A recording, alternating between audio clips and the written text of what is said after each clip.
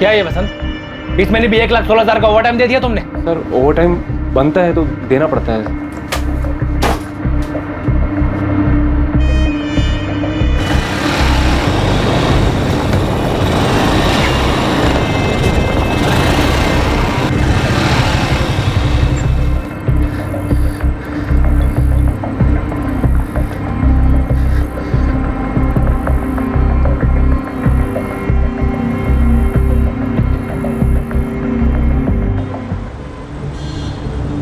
Bike का number क्या है? MH XX 342A। वैशाली, तुम्हारे पति राकेश सिन्हा करते क्या? इंजीनियरिंग वर्कशॉप है, उनकी अपनी फैक्ट्री यूनिट है। क्या बात कर रहे हैं आप? जितना पुराना रिश्ता है ना हमारा, उतना ही पुराना रेट है। हाँ केडिया साहब, आप चिंता मत कीजिए, आप चिंता मत कीजिए। आज शाम तक आपका ऑर्डर आपके गोडाउन में पहुंच जाएगा। Thank you. काला नंबर 12/330, चित्रे इंडस्ट्रियल एस्टेट, वसई। जी। बिजनेस में किसी के साथ कोई दुश्मनी या फिर कोई धमकी वगैरह? नहीं मैम, मुझे तो कभी कुछ बताया नहीं। कोई लोन या फिर कोई बड़ा घाटा? बिल्कुल नहीं मैम, उल्टा काफी अच्छा चल रहा है उनका। अभी हमारी 5वीं एनिवर्सरी के लिए आपने ज्वेलरी बनाई, साड़ियाँ भी खरीदी थी। तुम ये बताओ, ये सोने का हार तुम्हें पसंद तो आया ना? क्या राकेश रोज इतने सुबह ही अपने वर्कशॉप चले जाते हैं? नहीं, ज्यादातर सुबह 9 बजे निकलते हैं और शाम को 5 बजे तक लौट आते हैं। लेकिन कल रात एक फोन आया था। नहीं, तुम कल सुबह 7 बजे ऑफिस में मिलो मुझे। कोई अगर मगर नहीं सुनूंगा। आ जाना चुपचाप। किससे बात हो रही थी? ये मुझे नहीं पता, लेकिन राकेश बहुत टेंशन में लग रहे थे। क्या हुआ, सब ठीक तो है ना? सुबह 7 बजे ऑफिस के लिए निकलूंगा मैं, नाश्ता करके जाऊंगा। क्या हुआ राकेश? राकेश!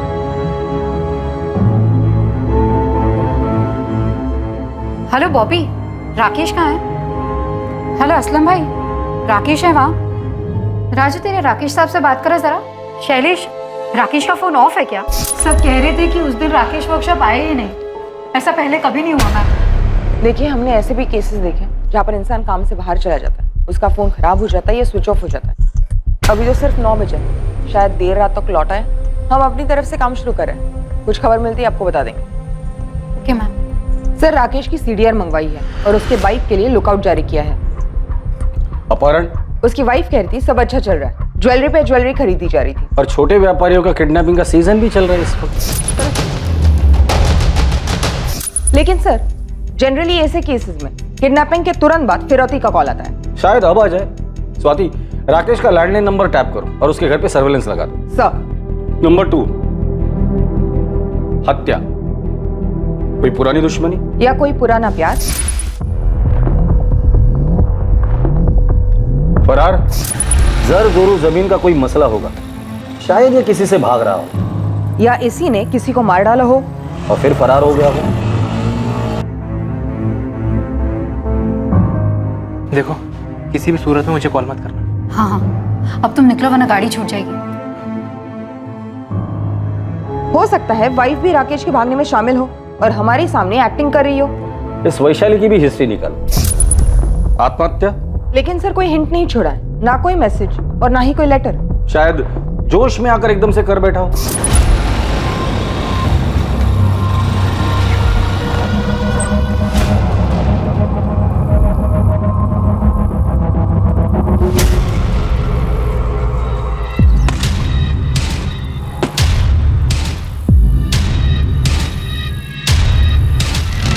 सर, मैं खबरियों से कहकर सारी पर्सनल डिटेल्स निकलवाती हूँ। ऑफिस में जाकर जितने भी लोग हैं सबसे बात करो और हर एक का स्टेटमेंट रिकॉर्ड करो। सर, जवान आदमी, बिजनेस अच्छा चल रहा है, खूबसूरत पत्नी, आत्महत्या का एंगल मुझे सबसे वीकेस्ट लगता है। स्वाति, कुछ पिंजरे ऐसे होते हैं जो दिखाई नहीं देते, सिर्फ उस पंछी को पता होता है कि उस पर क्या बीत रही है। क्या राकेश सिन्हा किसी ऐसे पिंजरे में कैद था जिससे निकलने का रास्ता सिर्फ आत्महत्या थी?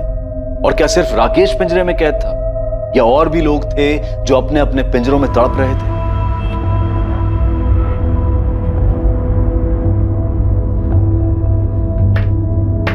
दादू, EMI मैं भर दूंगा जॉब करके, आप सिर्फ डाउन पेमेंट कर दीजिए। अरे मेरी स्कूटर फ्री में दे रहा हूँ ना, लेके जा जा। अरे दादू, 30 साल पुरानी स्कूटर है, वो भी आपने सेकंड हैंड खरीदी थी। इससे तो मैं कॉलेज में क्या, इस टूटे फूटे घर के कमरे से दूसरे कमरे में ना लेके जाओ। सब बैठे बैठे मिल रहा है ना, इसलिए कदर नहीं तुझे ओमकार। तुझे मालूम है ना ये घर तुझे मिलने वाला है, फिर भी उसे टूटा फूटा कह रहा है। इसे तो मैं घर ही ना बोलूं, पिंजरा है पिंजरा।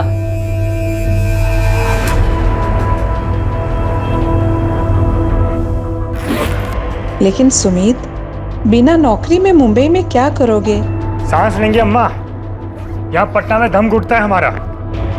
चलते हम।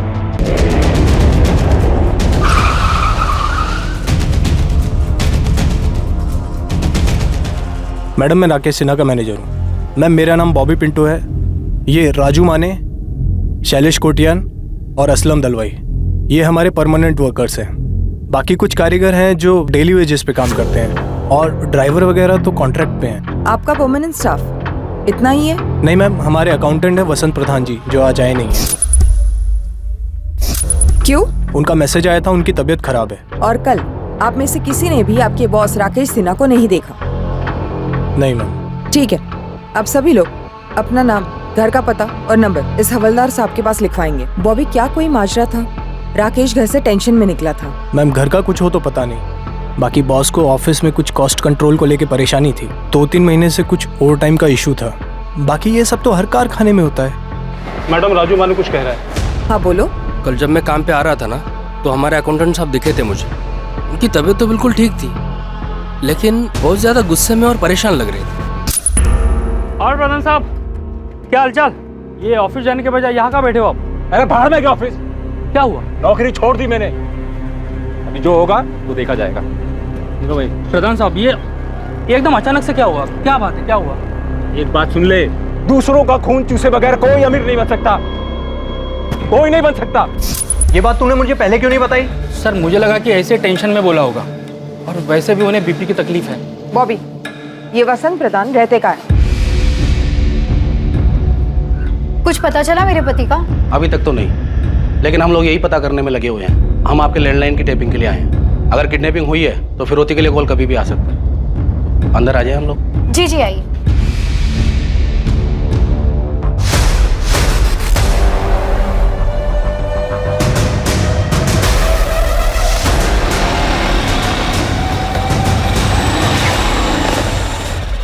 वसंत प्रधान, तुमने राजू से राकेश सिन्हा के यहाँ की नौकरी छोड़ने की बात की थी? हाँ बोला था, राजू से बोला था, और ये सच भी है। मैंने नौकरी छोड़ भी दी। कब और क्यों?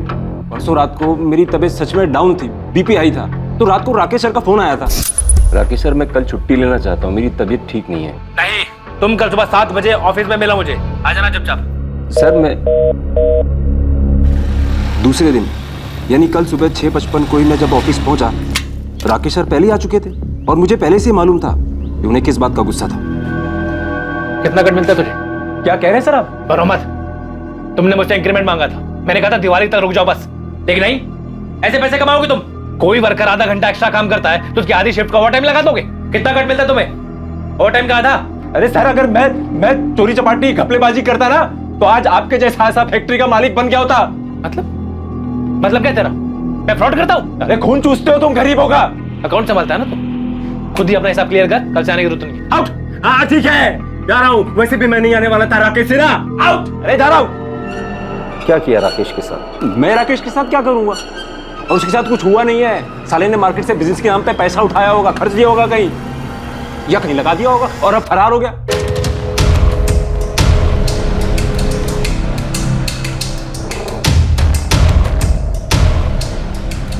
Madam phone tapping team Vaishali Sinha के साथ है। अभी तक फिरौती के लिए कोई कॉल नहीं आया। फोन पे नहीं, कोई खुद मांग लेकर जा सकता है। घर पे नजर रखो। सर, राकेश सिन्हा के फोन रिकॉर्ड्स। उसका फोन स्विच ऑफ हुआ था 7:30 बजे। लोकेशन? उसका ऑफिस। वो ऑफिस में था। तब से क्या मैं झूठ बोल रहा हूँ? मैंने एक पैसे का झूठ नहीं बोला है सर। मैं कभी झूठ नहीं बोलता, और झूठ बोलता तो आज बड़ा आदमी बन गया होता मैं। अभी मैं जाऊं? मेरा सर फट रहा है। ठीक है जाओ। मैंने इस वसंत के पीछे एक आदमी लगाया है और इसकी सीडीआर मंगवाई। स्वाति, इस राकेश के बाकी 4 एम्प्लॉय, राजू माने, शैलेश कोटियन, असलम दलवाई और मैनेजर बॉबी पिंटू, इन्होंने जो स्टेटमेंट दिया था वो वेरीफाई किया? जी सर, लेकिन शक करने लायक कुछ नहीं निकला। मैंने सबकी सीडीआर मंगवाई। अकाउंटेंट वसंत प्रधान को लगता है कि लेनदारों से बचने के लिए ये राकेश भाग गया होगा। सर ऐसा भी क्या लोन जिसके लिए वो अपनी फैक्ट्री, वाइफ, घर सब छोड़कर भाग जाएगा? लोन नहीं तो लव अफेयर होगा। और लव में वैसे भी लॉजिक की कोई गुंजाइश होती कहाँ है। प्यार में तो लोग भागते हैं, भगाते हैं, मरते हैं, मार देते हैं, फिर उसी को प्यार भी कहते हैं।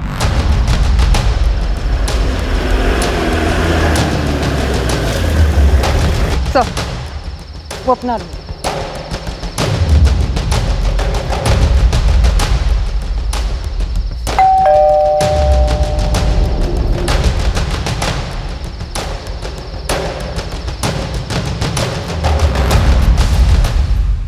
अफेयर मेरे हस्बैंड का। तुम्हें कभी शक हुआ था? वो वैसे है ही नहीं, बस अपना काम और घर। इनफैक्ट हमारे रिश्ते में भी सब कुछ ठीक था। शादी को कितने साल हो गए? जी ये 6ठा साल है। आप मुंबई से ही हो? नहीं, हम असल में पटना से हैं। मुंबई कब आए थे? बस 1 ही साल हुआ है। पटना में क्या बिजनेस था? यही सेम बिजनेस था। तो फिर पटना क्यों छोड़ा? मैडम, राकेश हमेशा से मुंबई आना चाहते थे, उनके बड़े अरमान थे। वहाँ शादी से पहले राकेश की कोई गर्लफ्रेंड थी? मैंने कभी पूछा नहीं, उन्होंने कभी बताया नहीं, पर मैं ये दावे के साथ कह सकती हूँ कि ना उनका कोई अफेयर था और ना है। हो सकता है राकेश ने किसी को छोड़ा और उसने ये बदला लिया।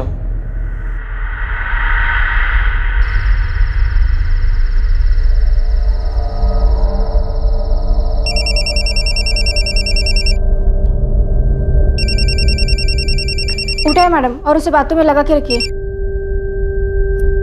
हेलो, सुमित बोल रहा हूँ। कौन सुमित? कौन हो आप और मेरे पति कहाँ हैं? Hello hello.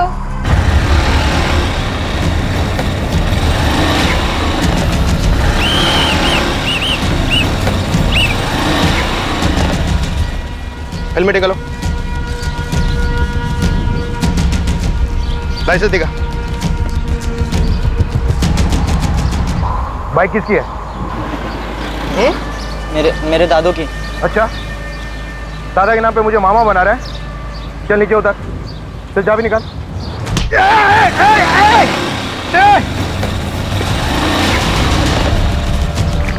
Control room, red alert वाली motor bike number MS XX 342 है, साने गुरुजी रोड की तरफ गई है।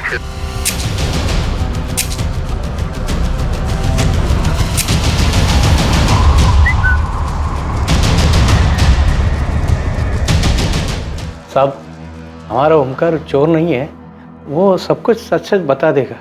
ओमकार बोल। नहीं दादू, मैं एक तरफ से चोर ही हूँ। अरे क्या बोल रहा है तू?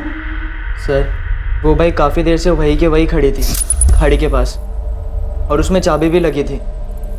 मुझे तो उसे पहली बार देखकर लव हो गया था, और उसके आसपास कोई था भी नहीं।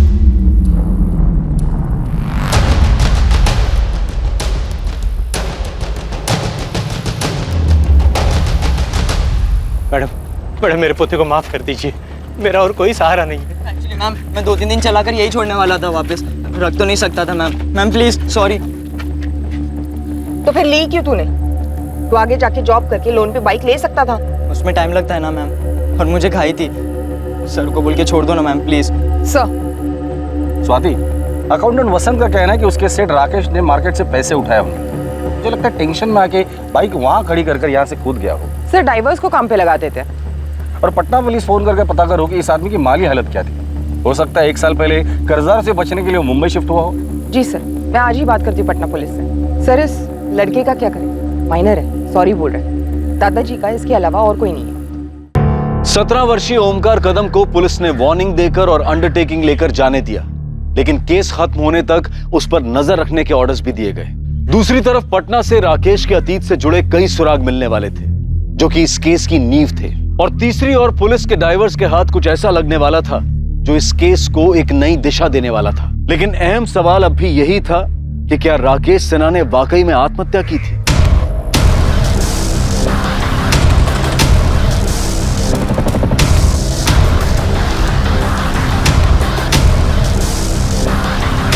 सर, हेलमेट मिला है और बैग, उस बैग के अंदर मोबाइल।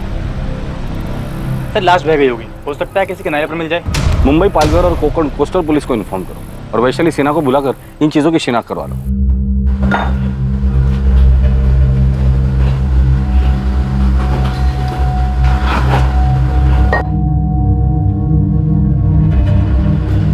अरे असलम भाई,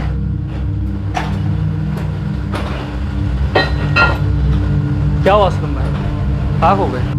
कुछ नहीं, कुछ नहीं। देखो बॉबी, राकेश की पत्नी मिसेस सिन्हा भी मेरे चेक पे साइन कर सकती है। ये है मेरा पूरा हिसाब और मुझे आज ही चेक चाहिए। सवाल ही नहीं उठता वसंत जी, इतनी खुदगर्जी भी ठीक नहीं। अरे राकेश साहब गायब हैं, इतनी टेंशन है और आप। अरे टेंशन को लिखो लेजर में और किधर समंदर में जाके फेंक दो, क्योंकि राकेश तो अब लौटने से रहा। क्या आप फालतू बातें कर रहे हो वसंत जी? अरे अच्छा नहीं बोल सकते तो कम से कम मनहूस बात तो मत करो।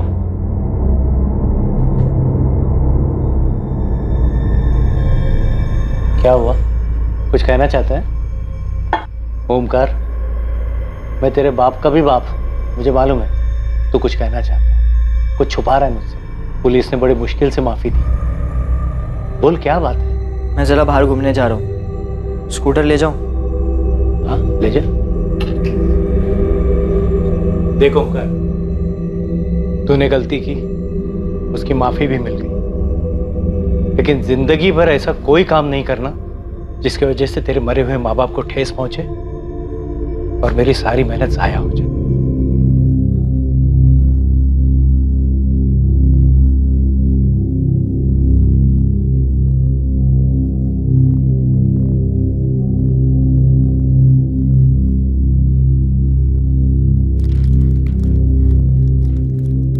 राकेश ने सुसाइड किया? कंफर्म नहीं है, पर इस वक्त इसी चीज की संभावना काफी है। पर क्यों? और उनकी बॉडी? देखिए, बॉडी आज कल परसों शायद हफ्ते भर में मिल भी जाएगी, लेकिन हमारे लिए ये जानना जरूरी है कि राकेश ने आत्महत्या क्यों की, ऐसी कौन सी मजबूरी थी, और आपको उसके लिए हमें कोऑपरेट करना पड़ेगा। क्या उन्होंने मार्केट से बहुत बड़ी रकम उठाई थी? ऐसा कुछ नहीं था सर, मैं आपको बता चुकी हूँ, सब सही चल रहा था और अब ये सब। आप श्योर हैं ये सब सामान आपके पति राकेश का ही है? जी मैम, मुझे विश्वास नहीं हो रहा कि मेरे पति सुसाइड कर सकते।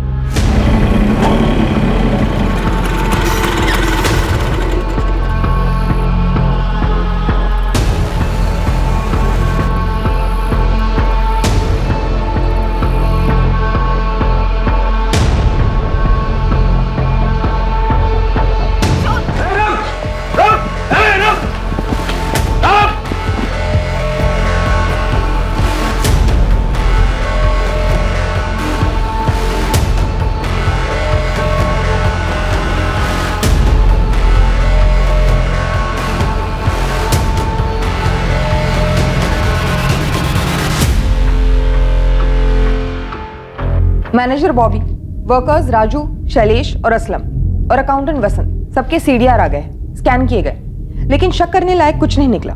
पटना पुलिस का क्या कहना है? सर, उन्होंने राकेश के पटना वाले बैंक से बात की। बैंक स्टेटमेंट से पता चला है कि मुंबई आने से पहले राकेश का बैंक बैलेंस और इन्वेस्टमेंट काफी अच्छे थे, प्रॉपर्टी है, भारी इंश्योरेंस पॉलिसी है, और तो और जितने क्लाइंट्स उसके पटना में थे, जितनी कमाई थी, उसके आधे भी मुंबई में नहीं थे। कोई पर्सनल इशू तो होगा ही होगा।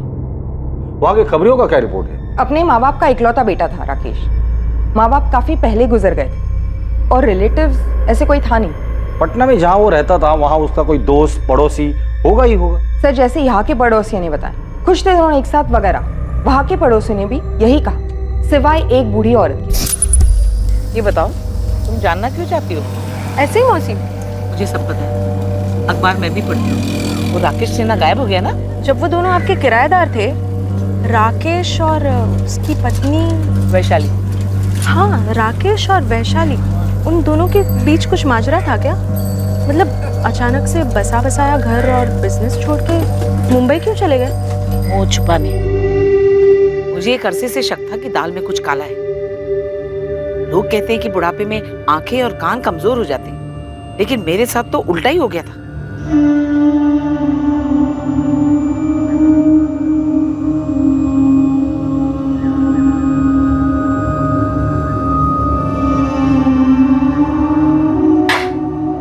नमस्ते काकी।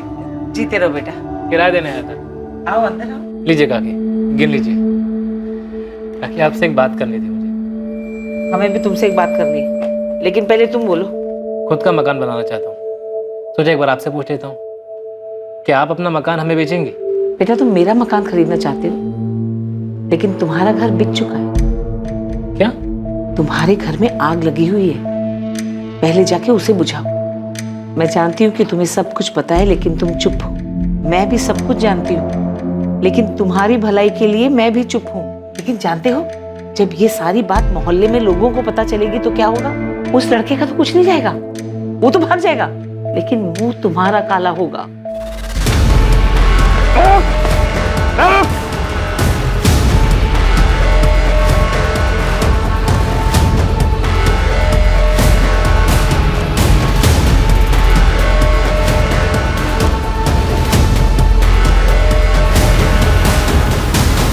सर मैंने नहीं मारा राकेश भाई को। कैसे मारा और लाश कहाँ ठिकाने लगा दी? अरे सर मैं कह रहा हूँ मैंने नहीं मारा राकेश भाई को। ये तुम्हारे अकेले का काम तो हो नहीं सकता सुमित। किसने साथ दिया था तुम्हारा? फैक्ट्री से कोई था या पेशेवर हत्यारा था? सर मेरा यकीन कीजिए, मैं आपको कह रहा हूँ मैंने नहीं मारा राकेश भाई। कैसे मारा और क्यों मारा वो बता।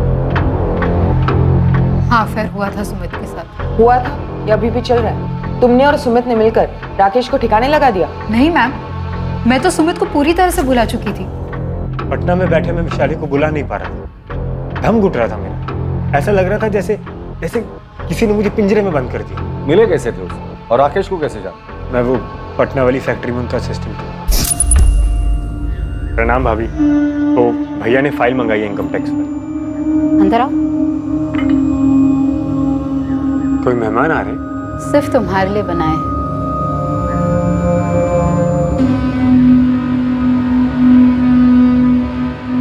हमारे बीच में पहले दिन से एक आकर्षण था।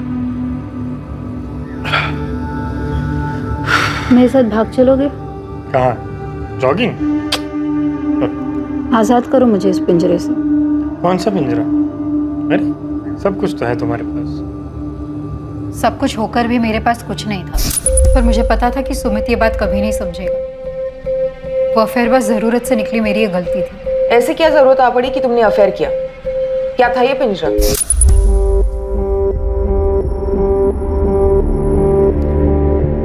कम से कम मेरी तरफ देखो तो सही राकेश। ऐसे पीठ दिखाने से तो प्रॉब्लम हल नहीं होगी ना। कौन सी प्रॉब्लम है शाली? कौन सी प्रॉब्लम? यही कि मैं तुमसे दिल से प्यार करता हूँ, दिन रात हमारे भविष्य के लिए मेहनत करता रहता हूँ। शाली ठीक है ना, बच्चा नहीं हो रहा है तो 1-2 साल में हो जाएगा। बात सिर्फ बच्चा होने ना होने की नहीं है, वो अलग मसला है।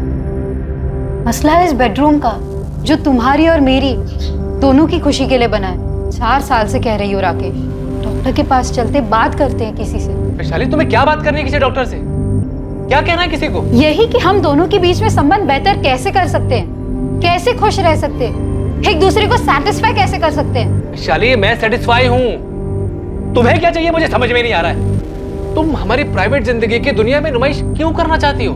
कौन सी प्राइवेट जिंदगी? हाँ, कौन सी प्राइवेट जिंदगी? एक झूठ ही जी रहे थे हम, एक झूठ जो राकेश ने खुद को बोल रखा था कि सब कुछ सही है, कोई प्रॉब्लम नहीं है। देखो जो हुआ सो हुआ, मैं इसे तुम्हारी गलती समझकर माफ करने के लिए तैयार हूँ। मुझे माफी नहीं राकेश, डिवोर्स चाहिए। मैंने मुंबई में सारी सेटिंग कर ली है, अगले हफ्ते मुंबई निकल रहे हैं। मुझे मुंबई नहीं जाना। वहाँ कौन है हमारा? तभी तो मुंबई जा रहे हैं, क्योंकि वहाँ हमारा कोई नहीं है। वहाँ हमारे बारे में किसी को कुछ पता नहीं होगा। लेकिन हमें तो पता होगा हमारे बारे में। उसे खुद से कब तक छुपाते रहेंगे राकेश? क्रेडिट कार्ड है तुम्हारे पास, जितनी भी शॉपिंग करनी है दिल खोल के कर लो। जिससे भी मिलना है एक आखिरी बार मिल लो। और मैं वो आखिरी बार भी सुमित से नहीं मिली। और अब राकेश गायब क्या हो गए, ये सुमित अचानक से पूरे 1 साल बाद यहाँ धमक गया है। वैशाली ने बोला था मुझसे कि राकेश भाई हमारे बारे में सब कुछ जानते हैं, लेकिन उन्होंने कभी सामने से मुझे कुछ नहीं पूछा और ना ही नौकरी से निकाला। मुझे थोड़ा बुरा भी लगता था, लेकिन अफेयर जारी रखा। मेरी तरफ से तो कभी खत्म ही नहीं हुआ था सर, लेकिन वैशाली ने उसके बाद मुझे कभी कांटेक्ट नहीं किया। उसके बावजूद तुम यहाँ मुंबई में आ गए और फिर दोनों ने मिलकर राकेश को मार डाला। नहीं सर, बिल्कुल नहीं। जब मैंने अखबार में पढ़ा कि राकेश भाई गायब हो गए हैं, शायद सुसाइड हुआ हो, मर्डर हुआ, मुझे लगा मुझे विशाली के साथ होना चाहिए, शायद फिर से हमारा रिश्ता जुड़ जाए। मैम ऐसा कुछ था ही नहीं हमारे बीच, बस 4-6 दफा फिजिकल संबंध हुए थे। मेरी गलती थी, मैंने डिवोर्स मांगा, राकेश ने दिया नहीं। मैंने समझौता कर लिया था अपने तकदीर के साथ, कबूल कर लिया था कि मुझे शायद इस जिंदगी में वो शारीरिक सुख नसीब नहीं होगा। वैशाली, क्या तुम्हें ऐसे लगता है कि तुम्हारे सुमित वाले अफेयर की वजह से राकेश को अपनी कमियों का ज्यादा एहसास हुआ और उसने आत्महत्या कर ली हो?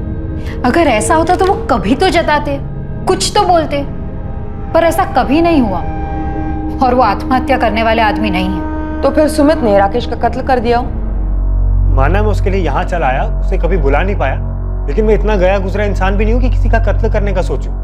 सर, राकेश भाई के गायब होने में मेरा कोई हाथ नहीं है। तुम्हारा हाथ है या और हाथों ने तुम्हारा हाथ बटाया था, ये तो बहुत जल्द पता चल ही जाएगा सुमित।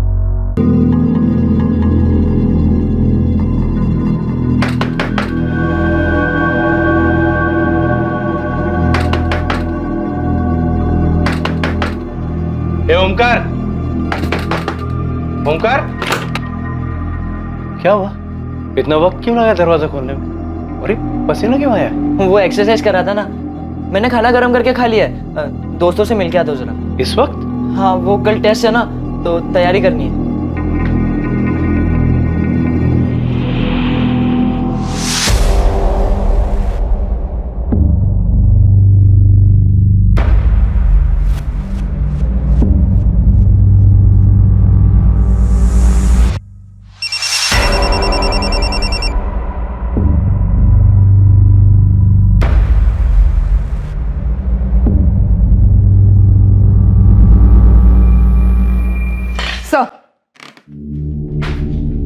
मैंने पटना पुलिस से कंफर्म किया, सुमित 4 अक्टूबर को पटना में ही था। एक्चुअली स्वाति, मुझे तुम्हारे लॉजिक में दम लगता है। भले इस राकेश ने सुमित और वैशाली के अफेयर को माफ करने की बात की हो, लेकिन ये राकेश अंदर ही अंदर घुट रहा होगा, अपने सेक्सुअल प्रॉब्लम को लेकर डिप्रेस हुआ हो और कूद गया हो।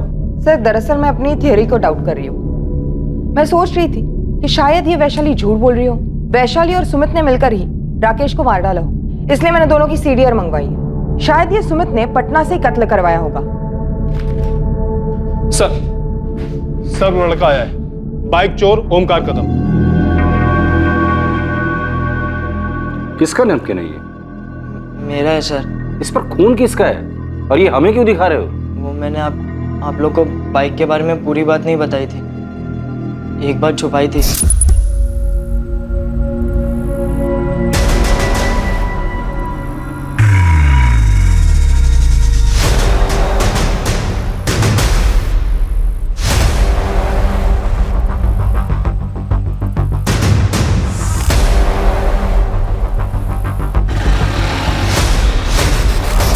इतनी इंपॉर्टेंट बात तुमने हमसे छुपाई क्यों?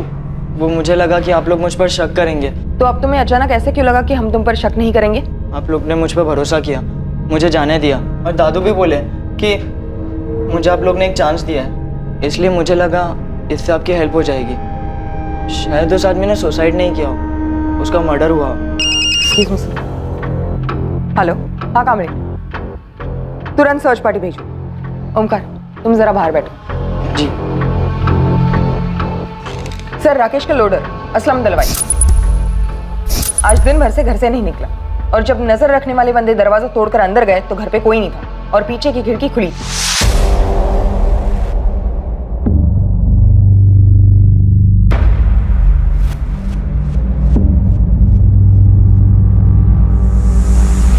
स्वाति, इसे फॉरेंसिक लैब भेज दो और उस असलम को अपनी कस्टडी में ले लो।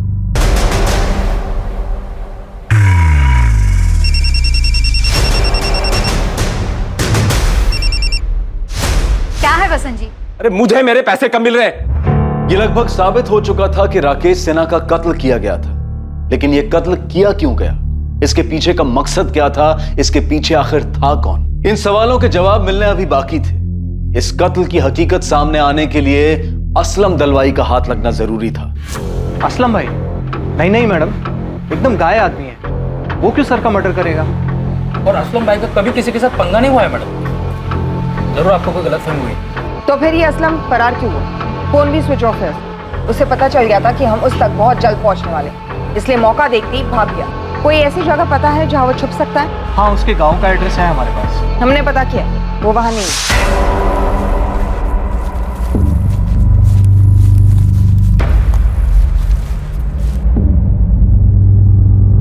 सर, सुमित और वैशाली के बीच पूरे 1 साल कोई कांटेक्ट नहीं रहा, सिवाय 3 दिन पहले जब सुमित ने वैशाली को कॉल करना शुरू किया, जो कि उसने कबूल किया। दोनों की कॉल लिस्ट में ऐसा कोई नंबर भी नहीं जिससे उन पर शक जाए। लेकिन एक गौर करने वाली बात है, हाल ही में अकाउंटेंट वसंत प्रधान की तरफ से वैशाली को कई कॉल्स किए गए। मेरी मेहनत की कमाई है सर, और मुझे इस वक्त उसकी सख्त जरूरत है। मैंने बॉबी को बोला था कि वैशाली ऑथराइज है मेरे चेक को साइन करने के लिए, लेकिन बॉबी ने बोला पहले राकेश को मिल जाने दो। अरे मेरे को मेरे पैसे की अभी जरूरत है, इसलिए मैं लगातार वैशाली को फोन कर रहा था। बोलिए क्या गुनाह किया मैंने? अकाउंटेंट वसंत प्रधान के खिलाफ कोई ठोस सबूत नहीं था, लेकिन यह भी सच था कि 4 अक्टूबर की सुबह सिर्फ एक वही था जिसने राकेश को ऑफिस में देखा था, जिसके बाद राकेश गायब हुआ। पर क्या सच में वसंत ही था जिसने आखिर में राकेश को फैक्ट्री में देखा था? आखिरकार पुलिस को एक ब्रेक थ्रू मिला। अब असलम भी पकड़ा गया था। उससे पुलिस को आगे की एक स्ट्रॉन्ग लीड मिली। केस क्लोज होने वाला था। मुजरिम तक पहुंच पक्की होती गई। इस जुर्म का अतीत से रिश्ता जरूर था, एक आदत से, एक फितरत से जो बदलने का नाम नहीं ले रही थी। असलम, अब तू खुद बोलेगा या खातिरदारी करी थी? मैंने कुछ नहीं किया। मैंने तो छुप क्यों रहा था तू? मैं डर गया था। मुझे सच में नहीं पता कि उस सुबह कुछ ऐसा होने वाला था। अभी हमारी 5वीं एनिवर्सरी के लिए आपने ज्वेलरी बनाई थी, साड़ियाँ भी खरीदी। तुम ये बताओ, ये सोने का हार तुम्हें पसंद तो आया ना? सच कहूँ तो नहीं राकेश, मुझे ये सोने का हार नहीं पहनना। मुझे बस इस सोने के पिंजरे से आजाद होना है। फिर से बोल रही हूँ राकेश, मुझे डिवोर्स चाहिए। पिछले साल जब तुमने सुमित के साथ अफेयर किया था तब भी तुमने डाइवोर्स की रट लगा रखी थी। इस बार फिर से अफेयर शुरू किया? नहीं राकेश, मैं तो उसके कांटेक्ट में भी नहीं हूँ। मैं सुमित की बात नहीं कर रहा हूँ वैशाली। इस बार मैंने खुद अपनी आंखों से देखा।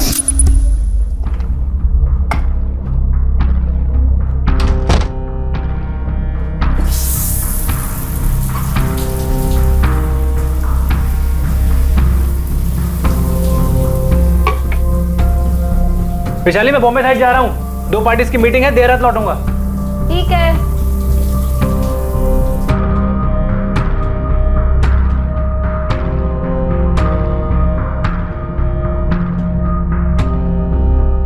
बुरी आदत जाती नहीं है ना तुम्हारी? जिसे तुम बुरी आदत कह रहे हो ना राकेश, वो हर इंसान की जरूरत है, पर तुम्हारी समझ के परे।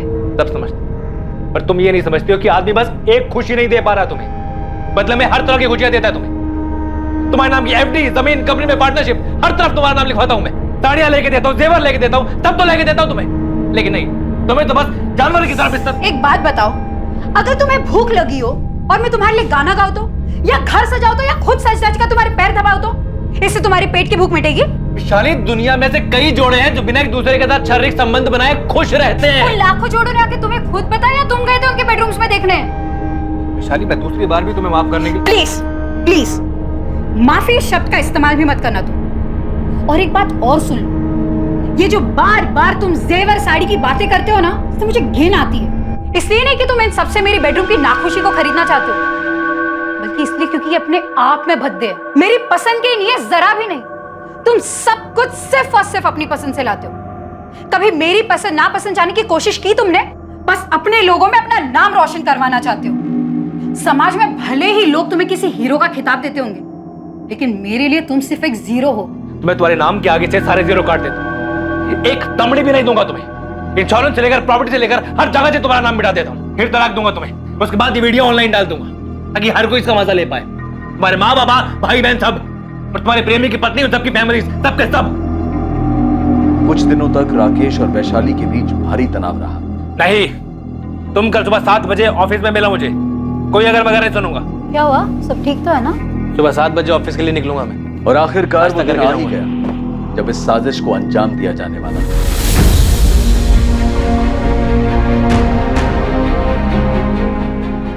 वो कल सुबह ऑफिस 7 बजे आने वाला है। इससे अच्छा दिन नहीं मिलेगा।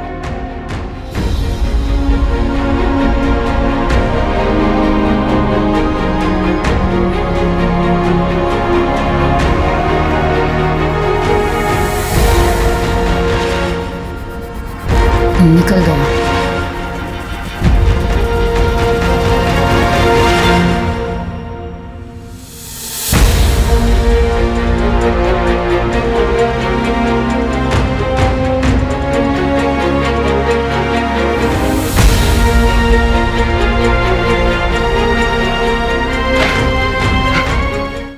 बोल। सर, ऐसा मैंने पहले कभी कुछ नहीं किया। ऐसा कुछ मतलब? मर्डर? नहीं सर, मतलब वो अफेयर सर। सर मेरा फर्स्ट टाइम था सर। राकेश उस दिन एक नई डील के लिए शहर के बाहर गए थे, तो मुझे उन्होंने घर से एक फाइल मंगवाने के लिए कहा था। क्लाइंट का डील क्लोजर था, अर्जेंट था।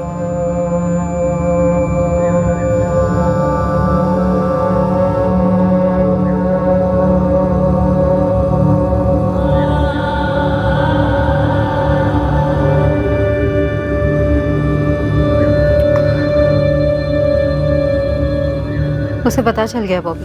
क्या? कभी? काफी दिन हो गए। फिर उसने अभी तक मुझे कुछ बोला क्यों नहीं? वो उसका स्टाइल नहीं है। जो बोलना है मुझे बोल रहा है। क्या बोला? यही कि डिवोर्स देने को तैयार है। डिवोर्स? वैशाली मैं शादीशुदा हूँ, मतलब बच्चा ऑन द वे है। तुमसे शादी करने की बात नहीं कर रही हूँ। मैं खुद ऐसा डिवोर्स नहीं चाहती जहाँ वो सारी प्रॉपर्टी, इंश्योरेंस कंपनी हर जगह से मेरा नाम निकाले, और ना सिर्फ मुझे रास्ते पर लाए पर तुम्हें भी रास्ते पर लाए। मुझे? उसने बेडरूम में कैमरा छुपाया था बॉबी। कह रहा है वायरल कर देगा। तुम्हारी शक्ल, मेरी शक्ल, सब कुछ काफी साफ नजर आ रहा है। अब कुछ नहीं, बस राकेश को मार डालना होगा। क्यों जोक कर रही हो वैशाली? सीरियसली बोलो ना, क्या करना है? मैं मेरी जिंदगी के बारे में कभी जोक नहीं करती बॉबी। हम उसे मार डालेंगे। कंपनी की 50% पार्टनरशिप तुम्हें दूंगी, और हमारी बेडरूम की पार्टनरशिप जारी रहेगी जब तक दोनों में से कोई बोर ना हो जाए। ये घर, पटना वाला घर, इंश्योरेंस का पैसा और बैंक में जो कुछ भी है सब कुछ तुम्हें मिलेगा ना? अब आए ना लाइन पर। सारे पैसों का 20% तुम्हें दूं। अब बोलो कब और कैसे करना? आज दुनिया से भी जाएगा, सब कुछ तैयार है। हम लोग फ़ोन या एसएमएस पर कभी बात नहीं करते थे, सिर्फ सोशल नेटवर्क पर या मैसेंजर पर, इसलिए आप लोगों की नज़र में कभी नहीं आए। मुझे या वैशाली को पता नहीं था कि राकेश ने अकाउंटेंट वसंत जी को ही बुलाया था मीटिंग के लिए। मेरा प्लान यही था कि उस मीटिंग से पहले ही राकेश को ख़त्म कर दूं, लेकिन वसंत जी जल्दी ही पहुंच गए।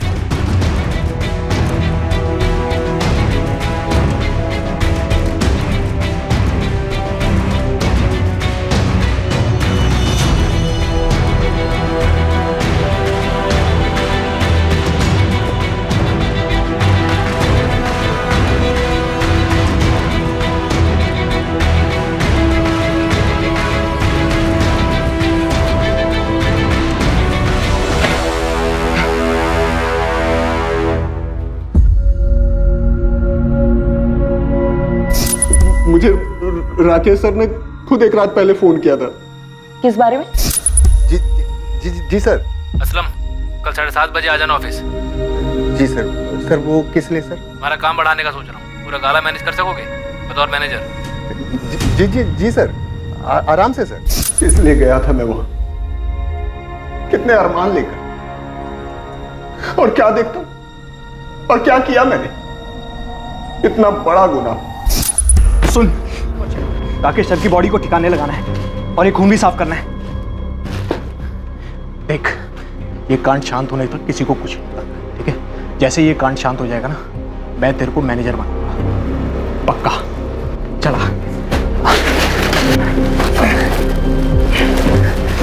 मैंने डर के मारे आप लोगों को भी झूठ बोला कि राकेश सर आए ही नहीं, जबकि आए थे। तो बॉबी ने उन्हें मार भी दिया। बॉबी, लाश अब भी वही है, सेप्टिक टैंक में?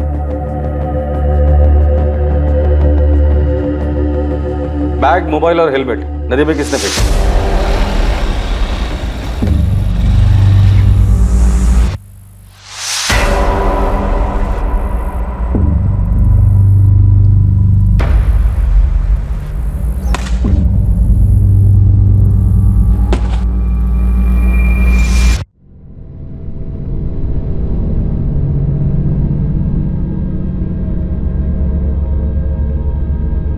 बॉबी पिंटो और वैशाली सिन्हा पर हत्या करने और असलम दलवाई पर हत्या में षड्यंत्र करने के आरोप लगे।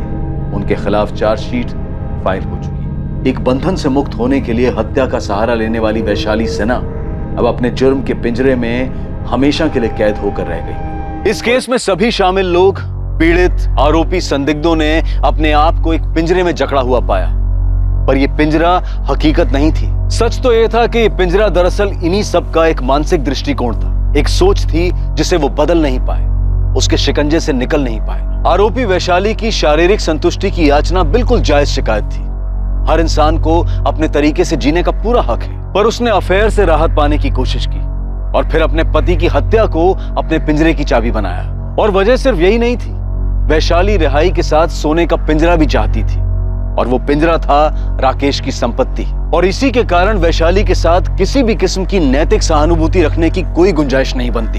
दूसरी तरफ राकेश ने खुद अपने आप को एक झूठ के पिंजरे में कैद किया हुआ था। सच जानते हुए भी वो इस भ्रम में जीना चाहता था कि दुनिया की हर खुशी पैसे से खरीदी जा सकती है। उसने अपनी पत्नी की जरूरतों को नजरअंदाज करके और फिर उसे ब्लैकमेल करके एक ऐसा रास्ता अपनाया जहां हर कदम पर जुर्म का साया दस्तक दे रहा था। सही समय पर सही कदम उठाने से इन सब की जिंदगी इस तरह उलझने से बच सकती थी, कई जानें बच सकती थी, जिंदगियां पिंजरों की कैद से रिहा हो सकती। देखते हैं हमारे आज के एपिसोड की दूसरी कहानी।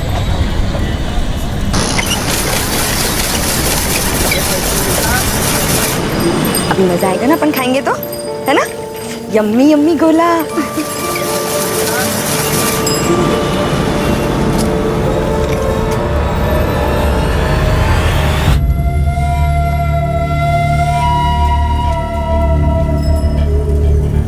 भैया काला खट्टा ज्यादा डालना।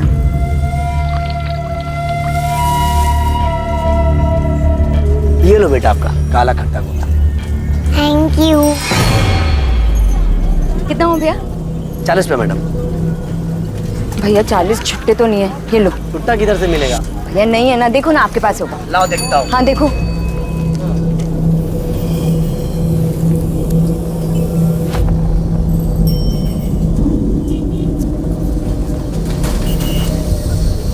भैया आप तो छुट्टा रखा करो ना।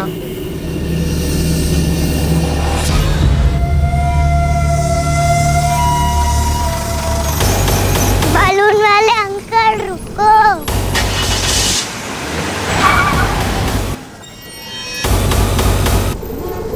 ठीक है, थैंक यू भैया। चलो पलक।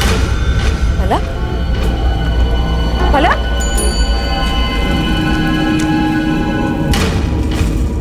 भैया आपने इस बच्ची को देखा है? जी नहीं मैडम, नहीं देखा।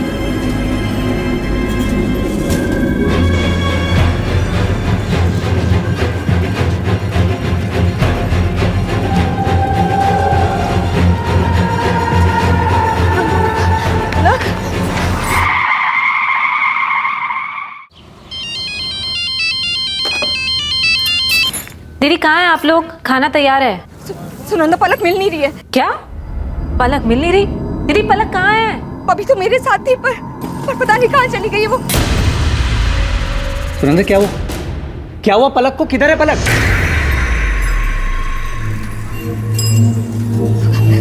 दीदी पलक मेरे साथ ही थी, मैं वहाँ पैसे दे रही थी और जब पलटी तो पता नहीं कहाँ गायब हो गई।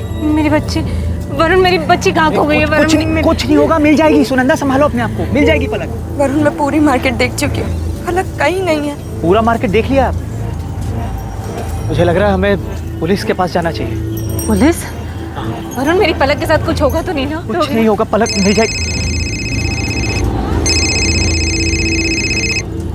हेलो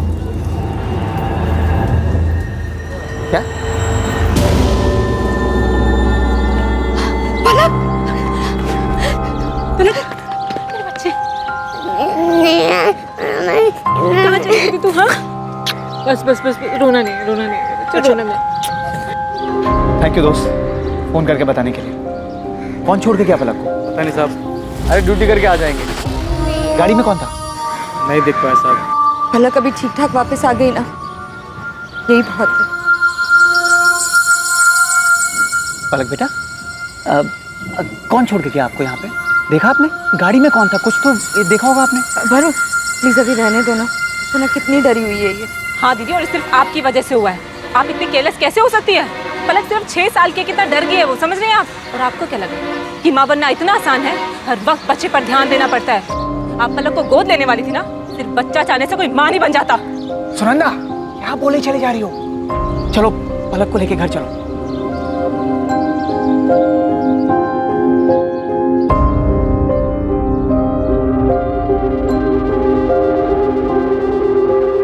दुख की चिंगारी को जितनी हवा दी जाए वो सीने में शोले की तरह उतना ही भड़कती है। इंसान के दिल दिमाग के हर कोने में एक टीस उठती रहती है। भले उसका दर्द कम हो जाए लेकिन एक मलाल रह जाता है, किसी अपने को खोने का मलाल, अपने दिल की मुराद को पूरी ना कर पाने का मलाल। अच्छे से अच्छा इंसान भी जिंदगी की ठोकर खाकर कई बार अपना आपा खो बैठता है और ना चाहते हुए भी उसके कदम अपराध के रास्ते पर चल पड़ते हैं। दादा, दादा हो गया।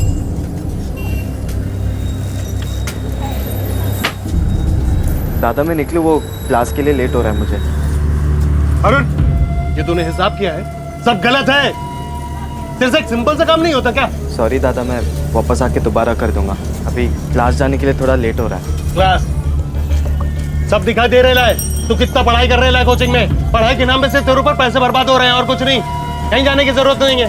अंदर जा और देख बिस्किट के कर्टन है वो बरोबर है कि नहीं है। चल जा ना।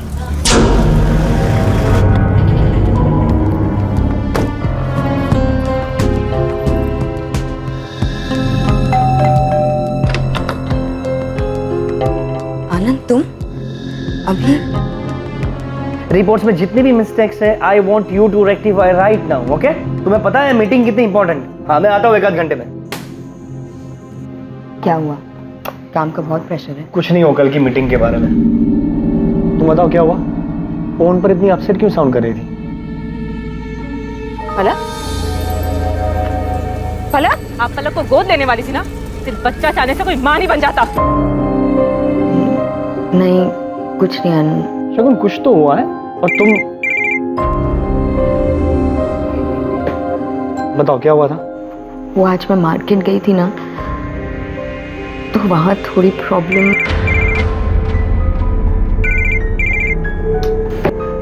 किसका फोन है? कुछ नहीं, ऑफिस से। तुम बताओ क्या कह रही थी? एक काम करो, तुम अभी ऑफिस जाओ, रात को आराम से बात करते हैं। Are you sure? Yes. Okay. सुनो, तुम रात को तैयार है ना? मैंने तुम्हारे फेवरेट रेस्टोरेंट में डिनर के लिए टेबल बुक किया, ओके? आनंद आज रहने देते हैं ना? अरे बिल्कुल नहीं, आज ही जाए। अरे भाई आज हमारी वेडिंग एनिवर्सरी। तैयार है ना? रात को 9 बजे शार्प। अरे I love you. Bye. See you.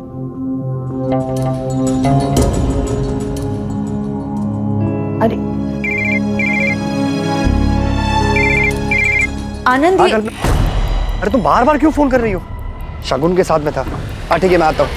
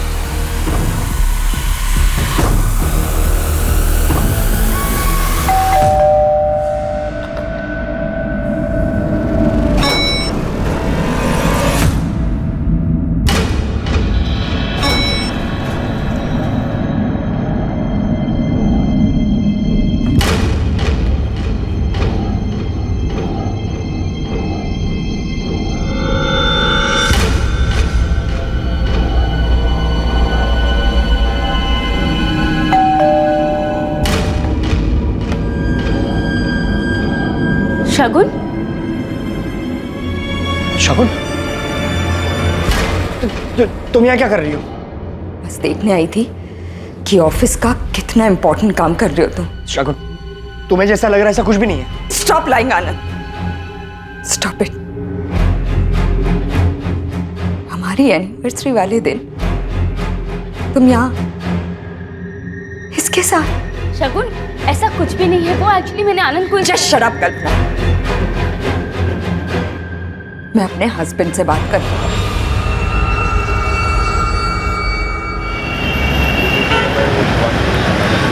Rohini बेटा ये लास्ट बाइट खा लो। वाह, सही है तुम लोगों का। मैं उधर दिन रात मेहनत करके पैसे कमाऊं और तुम लोग यहाँ आराम से बैठ के ना मुफ्त की रोटियां तोड़ो। अरे कम से कम मेरा इंतजार तो कर लेते।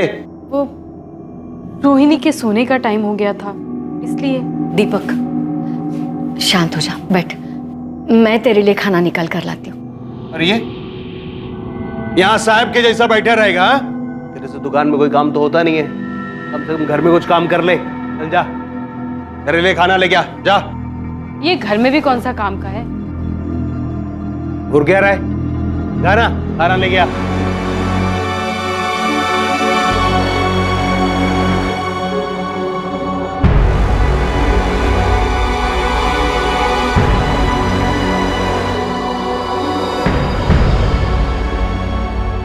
अरे अरुण, खाना निकालने में इतना टाइम लगता है क्या? ये लड़का किसी काम का नहीं है।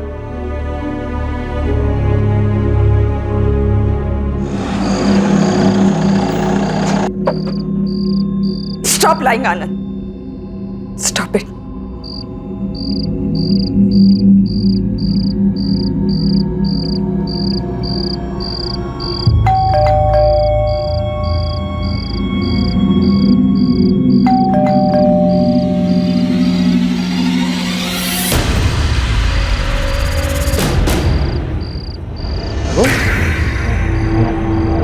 शगुन,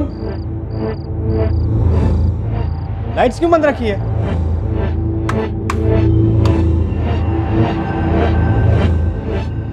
शगुन, शगुन कहाँ हो तुम?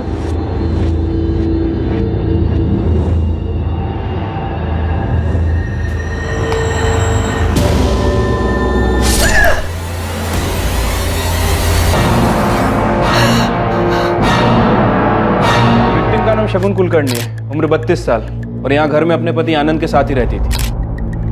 बड़ी बेरहमी से मारा है, पेट, छाती और गले पर वार किया। अंदर एक कपड़ा पड़ा है जिसमें खून लगा है। शायद कातिल ने हथियार उसी से साफ किया।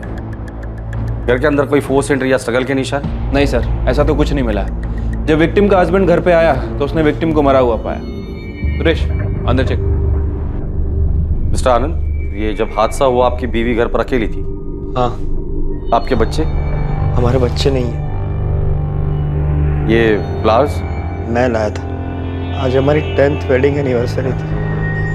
हम दोनों डिनर पर जाने वाले थे। घर से कोई कीमती सामान चोरी हुआ है? नहीं सर, सिर्फ शगुन का मोबाइल नहीं मिल रहा है। मैं घर आने से पहले उसे लगातार फोन कर रहा था, वो उठा ही नहीं रही थी। फिर उसका फोन स्विच ऑफ आने लगा। सर, बाहर कोई वॉचमैन नहीं है और पड़ोसियों का यह भी कहना है कि उन्होंने किसी को अंदर आते जाते देखा नहीं। तो फिर शगुन को इतनी बेरहमी से किसने मारा होगा?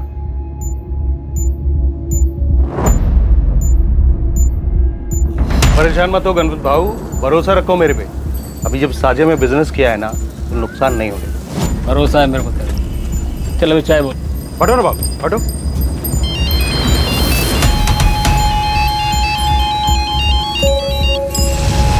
हेलो। क्या रे, तू खुद को बड़ा शाना समझता है? तुझे क्या लगा तेरे कांड के बारे में किसी को कानों कान खबर नहीं होगी? कांड? कौन बोल रहे हैं? रे, मैं कौन हूँ ये तुझे जानना जरूरी नहीं है। मुझे सब पता है। फोटो है मेरे पास, तुझे भी भेजिए, चेक कर अपना मोबाइल।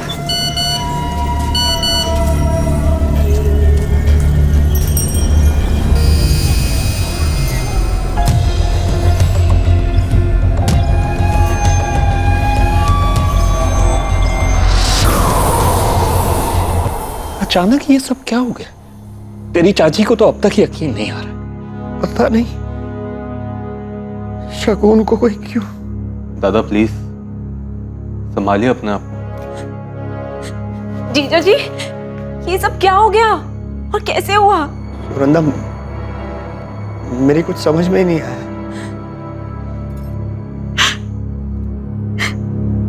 मौसा जी, मासी कहाँ है? कल रात को एक फोन भी नहीं किया।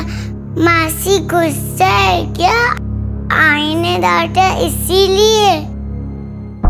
मिस्टर आनंद, मुझे पता है ये बहुत ही टफ टाइम है आपके लिए, लेकिन आपकी बीवी के कातिल तक पहुंचने में आप ही हमारी मदद कर सकते हैं। जी, मैं कुछ समझा नहीं। देखिए, हमने इन्वेस्टिगेट किया है। आपके घर पे ना ही फोर्स एंट्री हुई है, ना ही कोई चोरी हुई है। इसका मतलब कातिल जो कोई भी था, शगुन उसे अच्छे से जानती थी। लेकिन ऐसा कौन हो सकता है? ये तो आप ही बता सकते हैं। हाल फिलहाल में शगुन का किसी के साथ कोई झगड़ा हुआ था या दुश्मनी?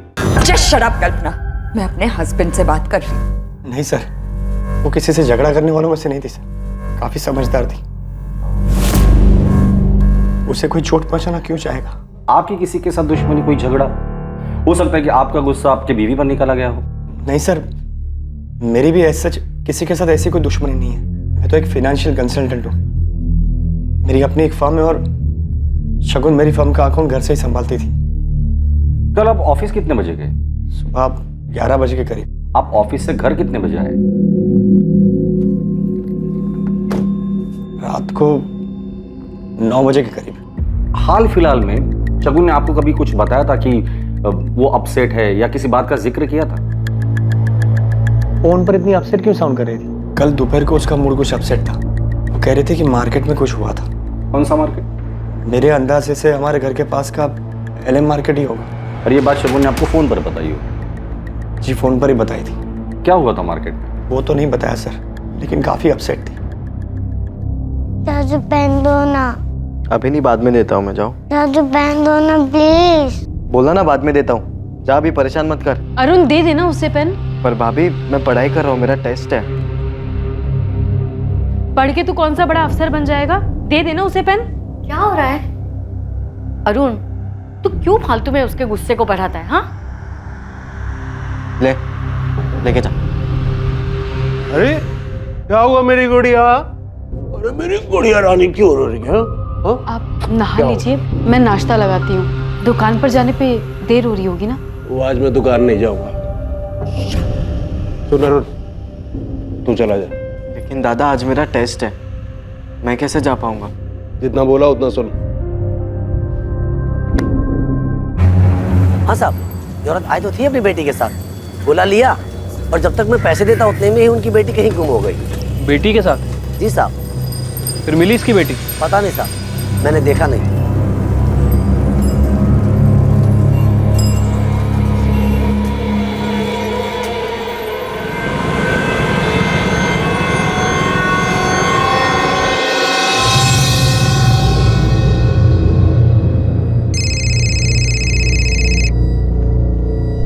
हेलो मिस्टर आनंद, आपने कहा था कि आपका कोई बच्चा नहीं है, फिर कल दोपहर मार्केट में शगुन किस बच्ची के साथ थी?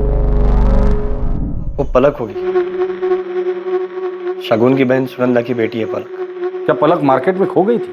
पता नहीं सर, पर शायद इसी वजह से शगुन परेशान थी। और मासी गुस्सा है क्या? आईने डांटा इसीलिए। और क्या? पलक बता रही थी कि सुनंदा ने शगुन को डांटा भी था। शगुन के मौत वाले दिन आपका शगुन के साथ कोई झगड़ा हुआ था? नहीं सर, वो झगड़ा नहीं हुआ था, बस वो क्या? देखिए, हमें पता चला है कि शगुन मार्केट गई थी पलक के साथ में, और शायद पलक कहीं खो गई थी। हाँ सर, पलक खो गई थी। शगुन दीदी ने मुझे फोन करके बताया था। शगुन पलक से बहुत क्लोज थी। जब से पलक पैदा हुई तब से। हमारी शादी को 10 साल हो चुके थे, लेकिन हमारा अपना बच्चा नहीं था। और सुनंदा और वरुण को इस बात से कोई प्रॉब्लम नहीं? सर एक्चुअली पिछले साल सुनंदा प्रेग्नेंट थी, तब पूरा टाइम पलक हमारे घर पर ही रहती थी। और उनके बेटा होने के बाद शगुन ने सुनंदा से कहा था कि वो पलक को गोद लेना चाहती है लीगली। सर मैं और वरुण पलक को गोद देने के लिए बिल्कुल तैयार थे, क्योंकि मैं जानती थी कि शगुन दीदी पलक को बहुत प्यार से रखेगी। लेकिन क्या? फिर अचानक 5 महीने बाद हमारे बेटे की तबीयत बहुत खराब हो गई और उसके बाद अचानक। बेटे के मौत के बाद सुनंदा नहीं चाहती थी कि शगुन पलक को गोद ले? नहीं सर, वो तो फिर भी तैयार थे। हमें डर था कि वो लोग मना कर देंगे। सर कैसे मना कर देते? शगुन दीदी ने हमारी बहुत मदद की थी। जब वरुण का काम नहीं चल रहा था तब दीदी ने ही हमें पैसे दिए थे। यहाँ तक कि जब वरुण का बिजनेस नहीं चल रहा था तब शगुन दीदी ने आनंद जीजू को बोलकर वरुण को उनके ऑफिस में नौकरी भी दिलवाई थी। शगुन पलक के लिए कुछ भी कर सकती थी। पलक में उसकी जान बसती थी। पर शगुन पलक को गोद ले रही थी, इस बात से आपको कोई प्रॉब्लम नहीं? नहीं सर, बिल्कुल नहीं। मैं तो खुश था कि हमारी फैमिली पूरी होने वाली थी। पलक बेटा, जिस दिन आप मौसी के साथ गोला खाने गए थे उस दिन आप खो गए थे ना, तो फिर आपको बिल्डिंग के बाहर किसने छोड़ा? पता नहीं। ठीक है, कोई बात नहीं। कोई आपकी बच्ची को ऐसे ही मार्केट से उठाकर ले आया और आप लोगों ने कंप्लेंट तक नहीं की? एक्चुअली उस इंसिडेंट के बाद पलक बहुत घबरा गई थी। और फिर उसी शाम इनकी शगुन दीदी की डेथ हो गई। क्या कोई ऐसा है जिसे पलक से कोई प्रॉब्लम है, या फिर इस बात से कि शगुन पलक को गोद ले रही थी? मनोहर चाचा थोड़े पुराने ख्यालात के। उनका कहना था कि पलक हमारा खून नहीं। तुम लोग ऐसे ही किसी को भी गोद कैसे ले सकते हो? चाचा जी, पलक कोई ऐसी वैसी बच्ची नहीं है, मेरी बहन की बेटी है। जो भी हो, पर वो इस परिवार का, आनंद का अंश नहीं है। क्या फर्क पड़ता है चाचा जी? उसकी परवरिश तो हम दोनों मिलकर ही करेंगे ना। देखो बहू, तुम्हें लगेगा बुरा, लेकिन सच्ची बात तो यह है कि तुम खुद आनंद को बच्चा नहीं दे पाई हो। चाचा जी, आप कैसी बातें कर रहे हैं? पलक को गोद लेने का फैसला हम दोनों का है, और प्लीज आप शगुन के खिलाफ कुछ भी मत बोलिए। मैं सुन नहीं पाऊंगा और आपको बुरा लग जाएगा। हाँ, सच्चाई तो यह है कि तुझे अपनी बीवी के अलावा आजकल कुछ दिखाई नहीं देता है। तू इसके प्यार में अंधा हो गया है। हाँ, हो गया हूं अंधा। अगर शगुन पलक को गोद लेना चाहती है तो हम जरूर पलक को गोद लेंगे, और ये हमारी लाइफ है। मेहरबानी करके आप उसमें दखल अंदाजी ना करें तो अच्छा होगा। उस दिन झगड़ा हुआ था सर, लेकिन उसके बाद उन्होंने इस बात पर कभी कुछ नहीं कहा। मनोहर और उसके बेटे दर्पण कुलकर्णी से बात हो गई है, दोनों को थाने बुलाया सर। ओ मेरा गुड़िया रानी, आजा आजा मेरा। ज्यादा चालाकी नहीं, जैसा बोला है 5 लाख नकद चाहिए, नहीं तो तेरा कांड सबके सामने आ जाएगा। आप नहीं चाहते थे कि शगुन पलक को गोद ले? हाँ, मैं नहीं चाहता था कि हमारे परिवार में कहीं बाहर का खून है। आपके खानदान में किसी और का खून मिल रहा था, इससे आपको प्रॉब्लम थी? या आनंद और शगुन की सारी प्रॉपर्टी उस बच्चे के नाम हो जाती, इससे प्रॉब्लम थी? कैसी बात कर रहे हैं आप? सच बोल रहा हूं मैं। अगर आनंद और शगुन उस बच्ची को गोद नहीं लेते तो उनकी सारी प्रॉपर्टी आपके बेटे दर्पण को मिल जाती। सर, हमारा खुद का बिजनेस है, हम क्यों आनंद दादा के पैसों पर नजर डालेंगे? वैसे कितने भी हो दर्पण, इंसान को कम ही लगते हैं। इंस्पेक्टर साहब, ऐसे और जायदाद का मोह नहीं है मुझे, लेकिन पराया खून पराया ही होता है। और शगुन ऐसा करने वाली थी, इसीलिए आपने उसे रास्ते से हटा दिया। कैसी बात कर रहे हैं आप? शगुन आनंद की बीवी थी, हमारे परिवार का हिस्सा थी, और लोग तो अपने परिवार के लिए जान तक दे देते।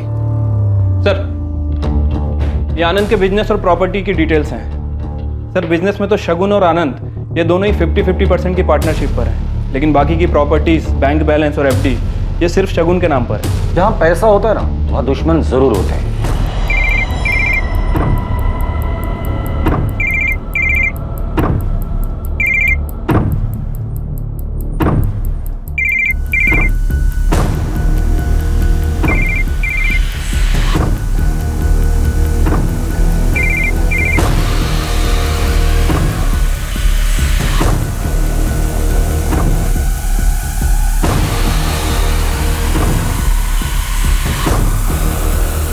विक्टिम पे 7 बार वार किया गया है। एक गर्दन पे, 2 छाती पे और 3 पेट पे। वार पूरी ताकत के साथ किया गया है। जो भी था बहुत गुस्से में था। वार किसी धारदार चीज से किया गया है, जैसे kitchen knife. Time of murder? मौत दोपहर 3 और 5 के बीच में हुई है। और हाँ, मर्डर के जस्ट पहले विक्टिम ने किसी के साथ सेक्स किया। व्हाट? सीमन के कोई ट्रेसेस? नहीं। रेप के साइन या स्ट्रगलिंग मार्क्स? नहीं, सेक्स विक्टिम की मर्जी से किया गया था। बॉडी पे स्ट्रगल का कोई भी मार्क नहीं है। आनंद का कहना है वो सुबह 11 बजे ऑफिस के लिए निकला और रात 9 बजे घर पहुंचा। अगर ये बात सच है तो फिर वो कौन था जो मौत के वक्त शगुन के साथ था? सर, हो सकता है कि शगुन का किसी के साथ अफेयर चल रहा हो। शगुन के मोबाइल का कुछ पता चला? अभी तक तो नहीं सर, हमने ट्रैकिंग पर डाला है। जैसे ही मोबाइल फोन ऑन होता है हमें पता चल जाएगा। मैंने कभी सोचा नहीं था ऐसा कुछ हो जाएगा। समझ में नहीं आता क्या करूं। आनंद, संभालो खुद को, ऐसे काम नहीं चलेगा।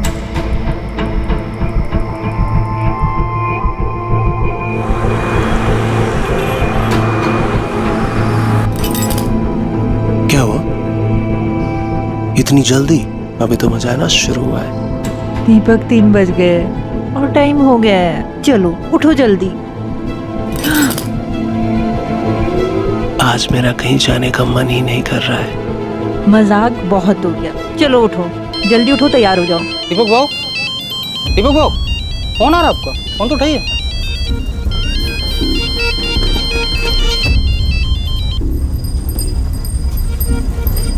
हेलो, अभी काय को फोन किया? तेरी याद आ गई, पैसे चाहिए। दिया ना 2 लाख। बात 5 लाख रुपए की हुई थी। अभी मेरे पास पैसा नहीं है, मेरे को कुछ टाइम। ये सब मेरी प्रॉब्लम नहीं है, कल तक पैसे चाहिए। कैसे भी, नहीं तो ये पूरी इंफॉर्मेशन लेकर मैं सीधा। मैं समझ गया, मैं करता हूँ, मैं करता हूँ। सर, शगुन और आनंद के कॉल रिकॉर्ड और लोकेशन रिकॉर्ड आ गए हैं। सर, शगुन के पिछले 1 महीने के कॉल रिकॉर्ड में ऐसा कुछ भी नहीं मिला है जिससे हमें पता चले कि उसका किसी के साथ अफेयर चल रहा था। लेकिन सर, ये आनंद हमें तब से घुमा रहा है। मतलब ये आनंद झूठ बोल रहा है? हाँ सर, आनंद के फ़ोन लोकेशन के हिसाब से जिस दिन मर्डर हुआ दोपहर में आनंद की लोकेशन उसके घर के एरिया के आसपास थी। उसके बाद वो अपने घर से निकलकर लक्ष्मी नगर एरिया की तरफ गया। और सर, सबसे अजीब बात, उसी समय शगुन भी अपने घर से निकलकर लक्ष्मी नगर एरिया की तरफ गई थी। वहाँ जाने से पहले आनंद के सेल पर लास्ट कॉल किसका है? सर, किसी कल्पना आप्टे का। कल्पना मेरी पुरानी दोस्त है। और इसलिए तुमने शगुन का मर्डर कर दिया? क्या सर, मैंने शगुन का खून नहीं किया। मैं ऐसा क्यों करूंगा? रीजन तो बहुत सारे हैं। तुम्हारे और शगुन की शादी को 10 साल हो गए थे, फिर भी शगुन तुम्हें बच्चा नहीं दे पा रही थी। तुम्हें कल्पना से शादी करनी थी, बच्चा चाहिए था, और शगुन रास्ते का कांटा थी। बच्चा तो नई बीवी आती तो भी नहीं हो पाता। सर, खोट शगुन में नहीं थी, मुझ में है। मैं शगुन को मां नहीं बना सकता था। शगुन का मर्डर तुमने सिर्फ इसलिए किया क्योंकि तुम्हारा और कल्पना का अफेयर था? नहीं सर, मेरा किसी के साथ कोई अफेयर नहीं है। तो शगुन को ऐसा क्यों लग रहा था? क्या ये सच नहीं है? शगुन के मर्डर के जस्ट पहले उसने तुम्हें और कल्पना को रंगे हाथ पकड़ लिया। हाँ सर, 2-3 दिन पहले ये यहाँ आई थी, बहुत हंगामा हुआ था। तुम्हें क्या लगा था आनंद? हाँ, मेरी पीठ पीछे तुम इससे मिलते रहोगे और मुझे पता नहीं चलेगा? शगुन, मेरी बात। प्लीज प्लीज आनंद, मैं अब तक सोच रही थी कि तुम सिर्फ मुझसे प्यार करते हो। मैं अपनी ही दुनिया में जी रही थी, ये भूल गई थी कि पहला प्यार तो पहला प्यार ही होता है। शगुन प्लीज, ऐसा कुछ नहीं है जैसा तुम समझ रही हो। तुम दोपहर को घर आए थे, शगुन से मिले थे, इनफैक्ट तुम दोनों के बीच सेक्स भी हुआ था। क्या बोल रहे हैं आप? मैंने ऐसा कुछ भी नहीं। झूठ बोलने से कुछ नहीं होगा। शगुन की पोस्टमार्टम रिपोर्ट में साफ लिखा है कि मौत से पहले वो फिजिकली एक्टिव थी। वो मुझे धोखा नहीं दे सकती। शगुन के साथ कोई जबरदस्ती नहीं हुआ है। शगुन की बॉडी पर स्ट्रगल के कोई भी निशान नहीं। शगुन के साथ कोई जबरदस्ती नहीं हुआ है। शगुन की बॉडी पर स्ट्रगल के कोई भी निशान नहीं। क्या ऐसा तो नहीं कि शगुन का किसी के साथ अफेयर था इसलिए तुमने उसे मार डाला? नहीं, शगुन का किसी के साथ अफेयर हो ही नहीं सकता। पर तुम्हारा अफेयर था। उस दिन घर से निकलकर तुम कल्पना से मिलने लक्ष्मी नगर आए थे। कल्पना तुम्हारी कोई पुरानी दोस्त नहीं, शायद तुम्हारा पुराना प्यार था, इसलिए तुमने और कल्पना ने मिलकर शगुन को रास्ते से हटा दिया।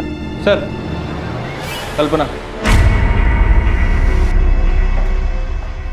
हमारे पास सारे सबूत हैं। कल्पना के पड़ोसियों ने स्टेटमेंट भी दिया है। बेहतर यही होगा कि तुम सच बता दो।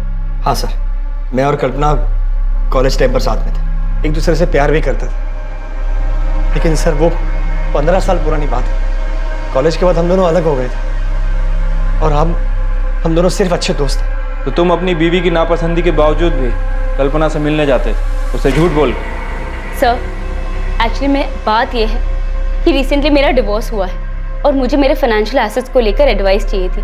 इसी सिलसिले में आनंद मेरे घर आए थे, शगुन को बिना बताए, और अचानक शगुन भी मेरे घर आ गई। तो शगुन चले जाने के बाद तुम डर गए। तुम्हें लगा शायद वो तुम्हें डिवोर्स दे देगी और तुम्हारे हाथ से सारी प्रॉपर्टी चली जाएगी, क्योंकि सारी प्रॉपर्टी शगुन के नाम पर। इसलिए प्रॉपर्टी के लिए तुम दोनों ने मिलकर शगुन को मार डाला। नहीं सर, ये कल्पना के घर से निकलने के बाद तुम सीधे ऑफिस गए, पर इस बार चालाकी से अपना फोन ऑफिस में ही छोड़ा। फिर घर आए, शगुन को मनाया, उसके साथ फिजिकल रिलेशन बनाए और फिर उसे मार डाला। नहीं सर, ऐसा कुछ भी नहीं हुआ। ऑफिस पहुंचने के बाद मैं ऑफिस में ही था, सीधा रात को घर के लिए निकला था। सर, आप चाहे तो मेरी कंसल्टेंसी फॉर्म में पूछ सकते हैं, वो लोग बताएंगे कि मैं ऑफिस पर ही था।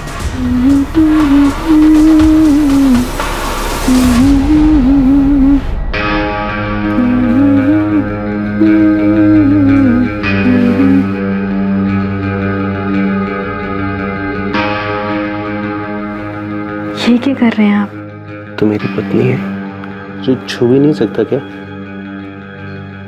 इतना कैसे बदल गए आप अचानक? इसे ना माँ के पास छोड़ के आ, मैं तेरे को बताता हूँ कितना बदल गया।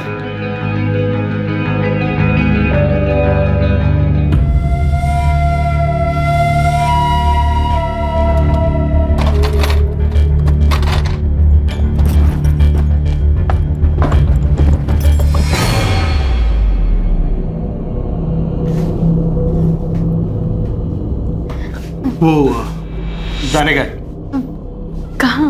वो दुकान जाने का है। पर अभी पता है, पर ये काम भी जरूरी है ना। सर एक नई लीड हाथ लगी है। 12 तारीख को पलक जिस मार्केट से गायब हुई थी, एटीएम के बाहर का सीसीटीवी फुटेज मिला है, ठीक उसी वक्त का। सर ये एटीएम मार्केट से थोड़ी दूर है, ज्यादा चहल पहल नहीं रहती यहाँ पर।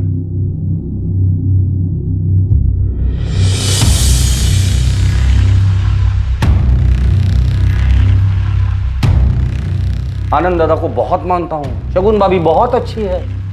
इतना झूठ, ये सारा प्लान तेरा था ना? सिर्फ प्रॉपर्टी के लिए किया ना ये सब कुछ? प्लान? कौन सा प्लान? संतोष आहूजा दोस्त है ना तेरा? ये तेरी गाड़ी है ना? XX34X6? बलून वाले अंकल रुको। संतोष को कितने पैसे दिए थे पलक को उठाने के लिए? इंस्पेक्टर साहब, दर्पण ने कुछ नहीं किया। संतोष को पैसे मैंने दिए थे। मैं नहीं चाहता था कि शगुन पलक को गोद ले और सब कुछ उसके नाम कर दे।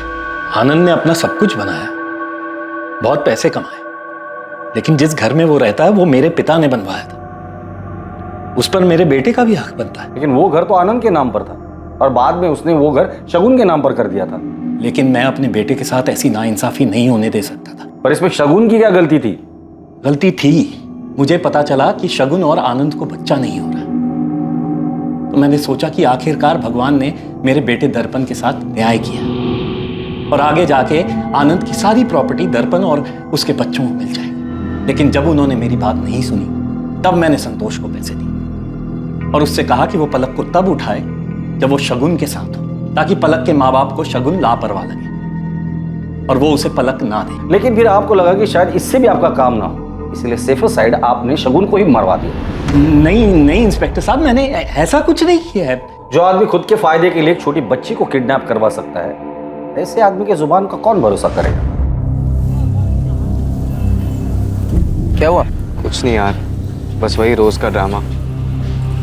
तूने मेरा काम किया क्या? हाँ, मेरी चाचा जी से बात हो गई है।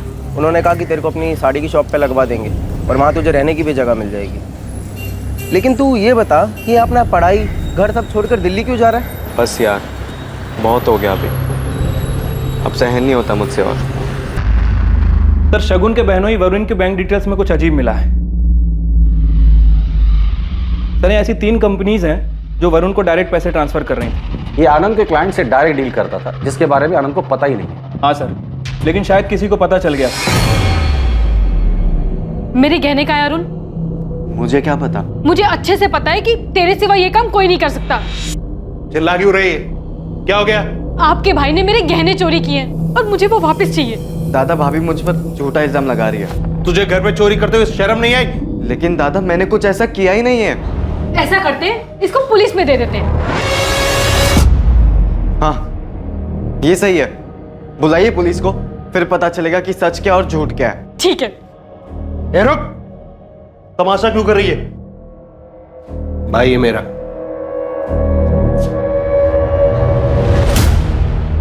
तुम्हारी बीवी ने हमें बताया कि शगुन ने तुम लोगों की काफी हेल्प की थी, तुम्हें बिजनेस के लिए पैसे भी दिए थे। जी। जब कुछ नहीं चला, आनंद के ऑफिस में तुम्हें जॉब भी दिलवा दी और जैसे ही तुमने आनंद की कंसल्टेंसी ज्वाइन की, फ्रॉड करना शुरू कर दिया था। हमें पता चल गया है वरुण कि आनंद के क्लाइंट से तुम डायरेक्ट डील करते थे और काफी मुनाफा भी कमाया था। जाहिर सी बात है, ये बात शगुन को पता चली हो और उसे गुस्सा भी आया कि शगुन के अकाउंट से कुछ मेल मिले हैं जो उसने वरुण को भेजे थे। शगुन ने आनंद की कंसल्टेंसी में अकाउंट्स का काम देखना शुरू किया। उसे पता चल गया था कि वरुण आनंद की कंपनी में फ्रॉड कर रहा है। मैं मानता हूं कि मैंने कंपनी के पिछले अकाउंटेंट शर्मा के साथ मिलकर कंपनी के कुछ क्लाइंट्स के अकाउंट्स में हेरफेर की थी। वो मेरी बहुत बड़ी गलती थी सर। वरुण आनंद ने बहुत मेहनत करके खुद से ये कंपनी खड़ी की है और आप उन्हें धोखा दे रहे हैं और फिर इतने कॉन्फिडेंट भी हो कि मैं आनंद से जाके कुछ नहीं कहूंगी। क्यों? देखो, मेरा जो होगा सो होगा। अपनी बहन सुनंदा का सोचो, क्या बीतेगी उस पर। अपनी बेटी दे रहा हूं तुम्हें शगुन। एहसान मानना चाहिए मेरा कि तुम्हारी जिंदगी की सबसे बड़ी कमी मेरी बेटी की वजह से पूरी हो रही है। मैंने शगुन से माफी मांग ली थी सर। जो भी मैंने हेरफेर किया था वो सारे पैसे लौटा दिए थे उसे। उसके बाद सब कुछ नॉर्मल हो गया था। अब आप ही बताइए, मैं शगुन को क्यों मारूंगा सर? सर मैंने आनंद के ऑफिस में बात की है। पता चला है कि 12 जून को कल्पना से मिलने के बाद वो रात तक ऑफिस में ही था। और ये दर्पण और मनोहर? सर ये दोनों भी अपने घर पे थे। तावड़े, इन सब में एक बात समझ में नहीं आई। अगर आनंद सच बोल रहा है तो क्या वाकई शगुन का किसी के साथ अफेयर चल रहा था? और किसके साथ? क्योंकि इसके कॉल रिकॉर्ड, मैसेजेस सब कुछ भी तो माजरा समझ में नहीं आ रहा। शगुन का अफेयर था या नहीं था?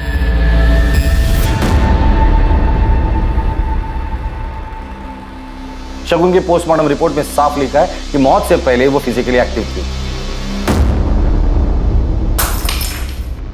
क्या शगुन आनंद के साथ ही थी और आनंद ने ही शगुन के साथ शारीरिक संबंध बनाने के बाद उसे मार डाला?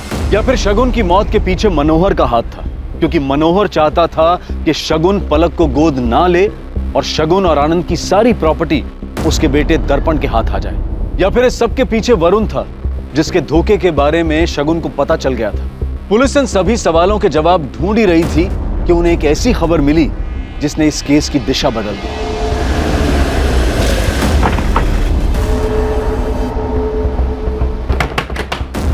अखिलेश मिश्रा जी। किधर जा?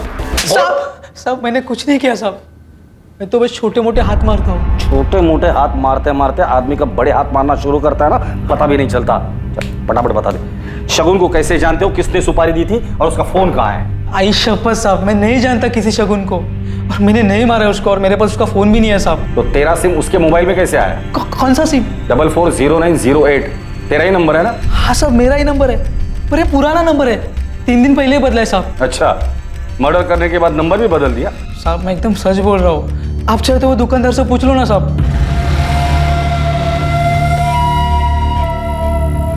बीबी के जेवर बेच के लाया हूँ, पूरे 3 लाख है। 2 लाख पहले का, 3 ही 5 हिसाब बरोबर।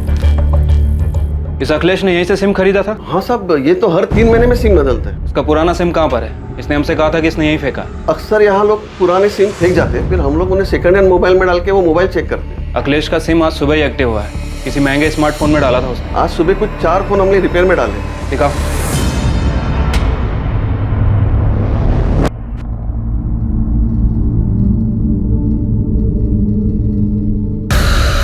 ये फोन किसने बेचा था? वो आदमी और एक फोन ठीक करवाने आया था। हमारे पास जितने भी मोबाइल रिपेयर होते हैं ना, मैं सबका नंबर लिखता हूँ। नंबर दो उसका। बोलो। बाबू, पैसों की बहुत जरूरत थी। ऐसे अचानक क्या आफत आ गई? वो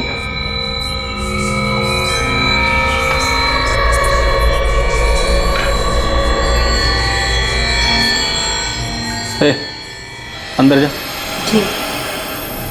बोलो, कितने चाहिए? 1 लाख। जिस आदमी ने शगुन का फोन बेचा था उसका नाम दीपक काले है, ये उसकी कॉल लिस्ट है सर।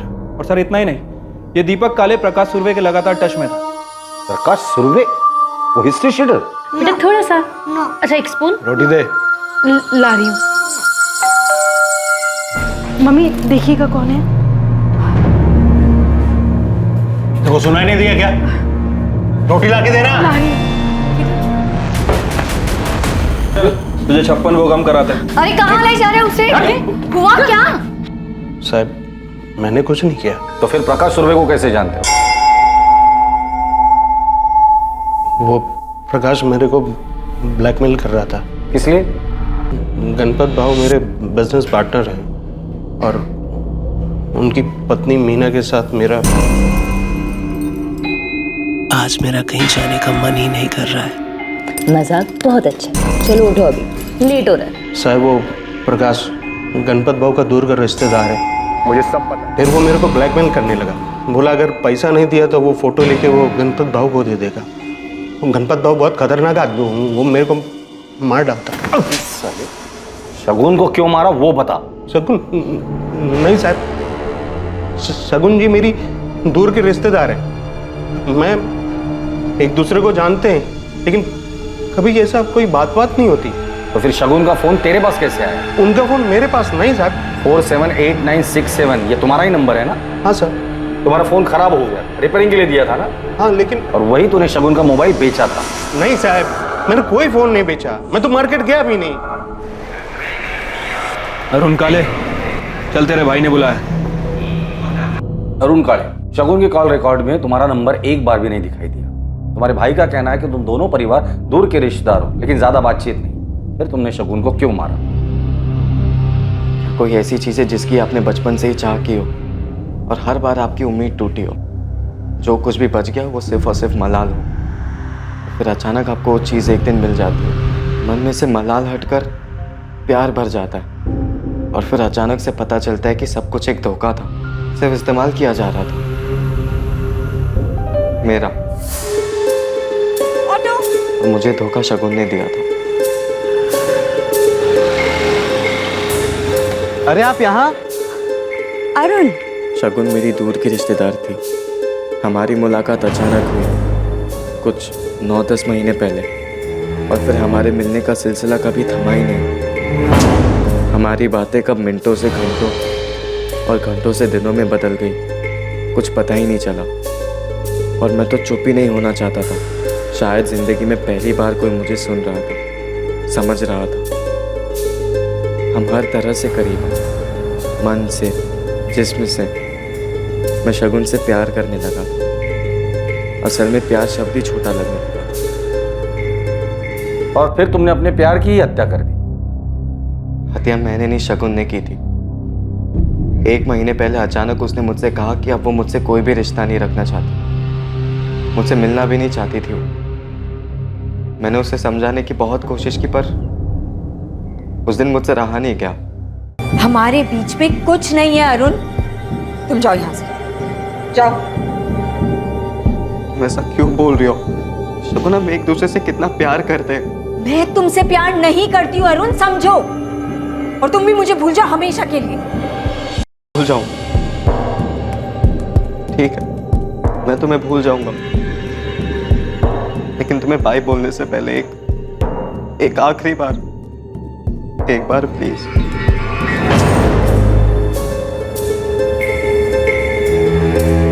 क्या हुआ? इतना मुस्कुरा क्यों रहे हो? क्योंकि मैं सब जानता हूँ, तुम भी मुझसे उतना ही प्यार करती हो। क्या? तुम गलत समझ रहे हो अरुण। अगर तुम मुझसे नहीं अपने पति से प्यार करती ना, तो आज उसे धोखा देकर मेरी बाहों में नहीं होती।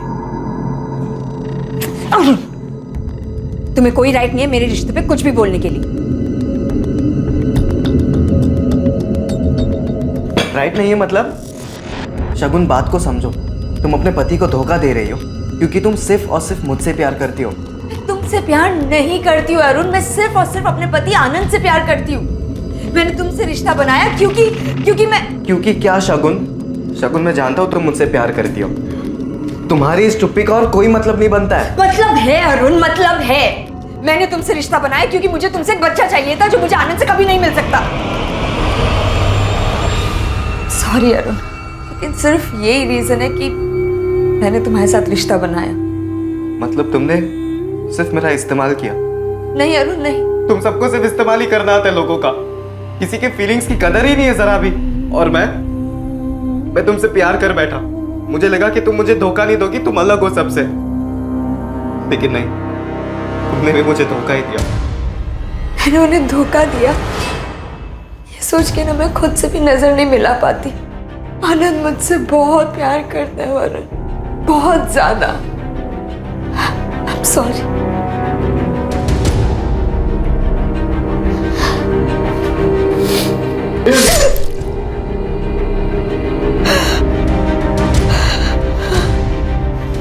पढ़ाई के नाम पे सिर्फ पैसे बर्बाद हो रहे हैं और कुछ नहीं। कौन सा काम का है? हमारे बीच कुछ नहीं है अरुण। यहाँ साहब के जैसा बैठा रहेगा।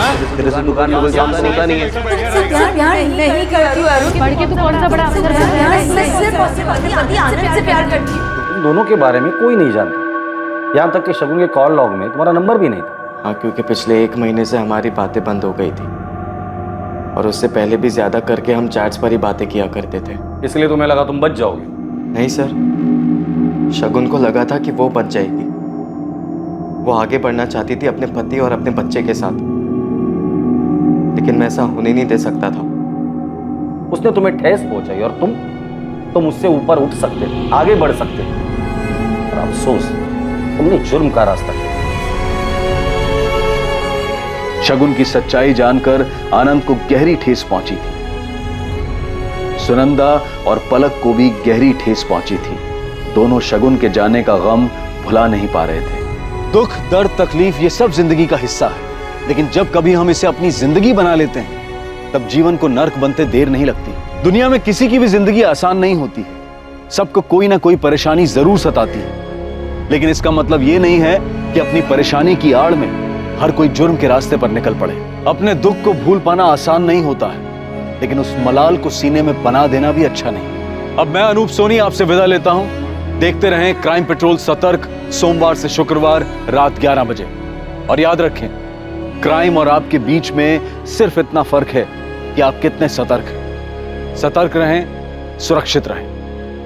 जय हिंद। इस तरह के और भी एपिसोड देखने के लिए हमारे चैनल को सब्सक्राइब करें और बेल आइकन दबाना ना भूलें।